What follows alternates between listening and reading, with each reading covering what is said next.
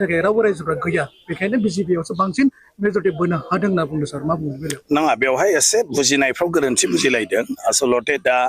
बड'फानि मुं लानानै गुबुन गुबुन राजखान्थि हान्जाफ्रा जेरै भिडिअ नायगिरि रायजो राजा बयखौबो दिनैनि बे धीरेन बसुमतारी इउटुब चेनेलाव आरोबाव फिन खेब बरायना लाबावबाय रायजो राजाफ्राथ' ससे भिडिअ क्लिपाव नुनानै बुजिखाबाय जानांगौना आं सोरनि सायाव मा आपडेट भिडिअ लाबोदों जोंहा आसाम आयेन आफादनि बुंथिगिरि बिथां बिश्वजित दैमारी सारा 40टा समस्तियाव 40टा बिजाथि गेलेगोन आरो लोगोसेनो बिथांमोना बे बाराव बिटिसि बिसायख'थियाव बिथांमोना गावसोरनो बिजेपिनिफ्राय गभर्नमेन्ट हागोन बे रावखौ बिथां बिश्वजित दैमारिया मोजाङै बुंना होदों आरो लोगोसे बिथाङा बे बारनि बिटिसि बिसायख'थियाव बिथाङा जाहाथे आरो बिजाथिफोरजों बेबायदि उदाङै केम्पिं खालामनो मोननाय नङा बा बिथाङा बिजाथि गेलेनो मोननाय नङा बिथाङा मोजाङैनो बुंदों थ' दे बिदिब्ला भिडिअखौ नायना लानोसै ना बिजेपिया जोंनि मानाव गेदेर चिफ मिनिस्टार आरो जोंनि रायजो कमिटिनि आफादगिरि दिलीप सयखिया मानाव गेदेर बिथांमोनहा माने दासान्दि बुंगासिनो दं अपेनलि माने 20-25 गेलेगोन ओमफ्राय दाख्लै जों आफादगिरिया बुंदों जे 40थायावबो गेलेगोन बेखौ पार्टिया उनावहाय माने थांखि लाहैगोन खिन्थु मोनसे खोथाया रोखा होननानै बुंबाय थादों जे बिजेपिया हारसिङैनो इलेक्सनखौ गेलेगोन आरो बे मथे दा गासिबखौबो बिथोन हरनाय बायदियै गासिबो जायगायावनो बिजेपिया दा माने खामानिखौ मावगासिनो दङ आंहा स्पिकार समस्तिनि अनगा दस्रायाव आंहा जेबो खामानि थाया बा पार्टिनि एक्टिभिटियाव आं इनभल्भ जानो हाया नाथाय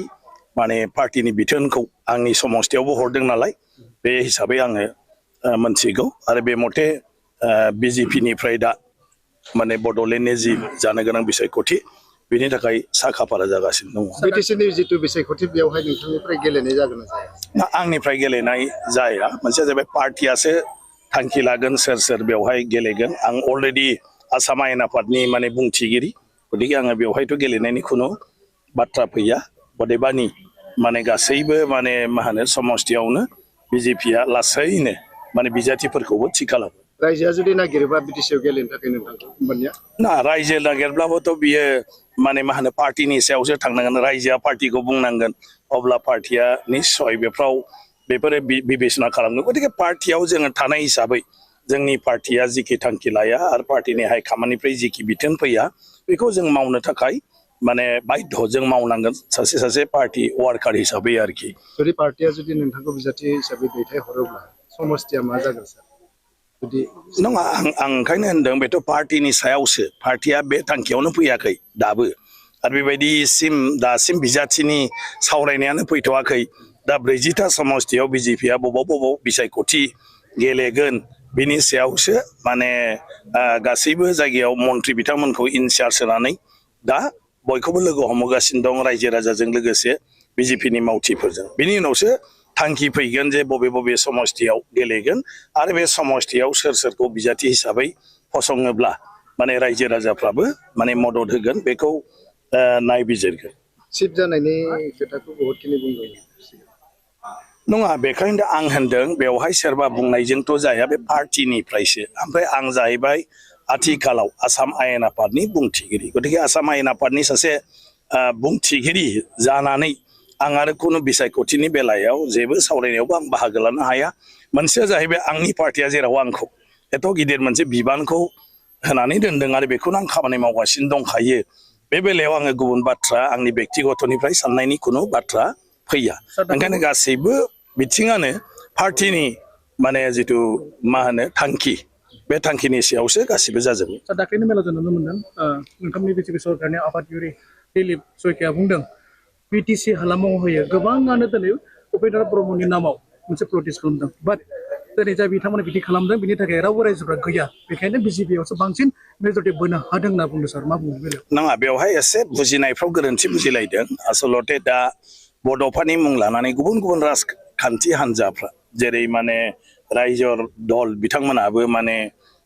बड'फानि मुङै बिटिसिनि इलेक्सनआव बायदिसिना माने बाथ्रा माने बुंगासिनो दं बेफोरखौ लानानैसो बिथाङा दाख्लैहाय बुंदोंमोन जे बड'फानि मुङैल' माने राजखान्थि खालामनो नागिरोब्ला माने बेखौ जोङो मालाबाबो मदद खालामा बेदरफानि आदर्श नितिजों जि मोनसे मावनो गोनां हाबाफोर बे हाबाफोरखौ मावनायासो गिदिर बाथ्रा नाथाय बिथांनि नामखौ लानानै खालि राजखान्थिनि थाखायल' जुदि माबायोब्ला बेफोरो सोलिनाय नङा बिथाङा बे बेलायावसो बुंदों जे दा गोबां माने बड'फानि मुंखौ लानानै जिहेतु बड'लेण्ड नालाय बड'लेण्डनि बिसायख'थियाव दा बयनाबो मोनसे माबाया फैदों जे जिहेतु बड'लेण्डआ मानिफ्राय जोनोम जाखो बड'लेण्डआ जोनोम जाबाय जे बड'फानि सोमावसारनायनि गेजेरजों माने मोनसेनि उनाव मोनसे दिनै बिटिसि दिनै बिटिआर गोरोबथा जानाय आगोलनि बिएससि गोरोबथा जानाय बिनि गुदियानो जाहैबाय बड'फा बे गासिबो ओंखायनो बिनि मुंखौ माने मा होनो बिनि सिमां होननानै माने जेनेरेलि बुंनाय जायो जिहेतु बिनिमोन नालाय आइडिया आरोखि दा बेखौ लानानै नैबेयाव बिसायख'थिनि समाव दा गोबाङानो बिथांनि मुंखौ बाहायनायनि बेलायावसो दिलीप शइकिया बिथाङा बुंदों जे खालि बिथांनिल' मुं लानानै राजखान्थि खालामनो नागिरोब्ला बे मालाबाबो माने गनायजाथाव जाया